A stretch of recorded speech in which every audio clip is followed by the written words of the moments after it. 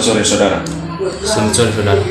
Baik, di sini saya akan bertanya tentang materi yang Anda angkat di ujian akhir pendidikan Pancasila ini. Baik saudara.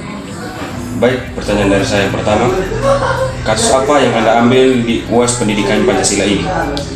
Baik, untuk kasus kali ini yang saya ambil adalah pengaruh masuknya budaya asing yang dapat menghambat ideologi negara dan kearifan lokal di Indonesia. Baik, pertanyaan yang kedua, kenapa budaya asing bisa masuk ke Indonesia? Baik, tidak bisa dipungkiri memang saat ini semakin banyak kebudayaan-kebudayaan asing yang memasuki Indonesia dengan mudah.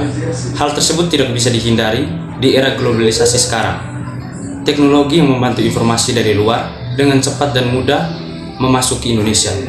Masuknya budaya asing bukan hal yang terlarang, tetapi sadar atau tidak sadar, bangsa Indonesia tidak sedikit yang dapat menyaring atau memilah terlebih dahulu budaya asing tersebut yang akhirnya mempengaruhi jiwa nasionalisme mereka.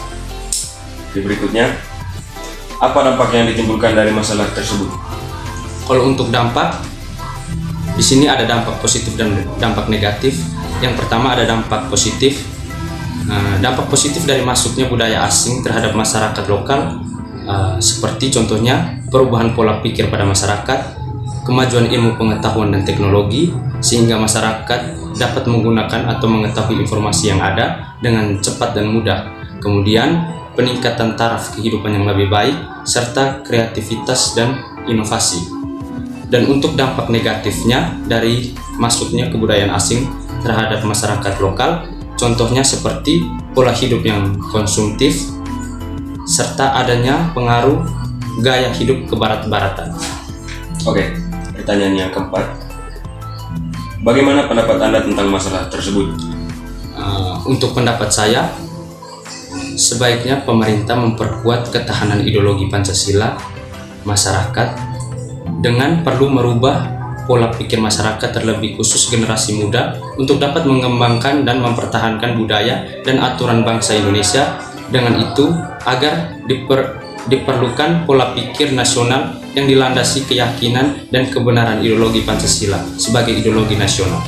Oke, pertanyaan terakhir dari saya, apakah Anda memiliki saran dari masalah tersebut?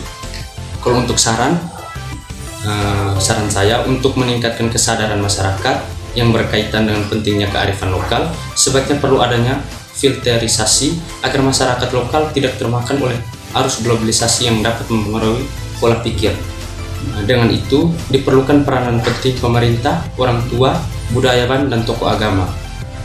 Karena tidak bisa dipungkiri bahwa pemerintah dan tokoh-tokoh yang memiliki kuasa adalah benteng utama dari masuknya arus globalisasi di sekarang ini. Baik, terima kasih saudara. Sekian dari saya. Terima kasih. Terima kasih saudara.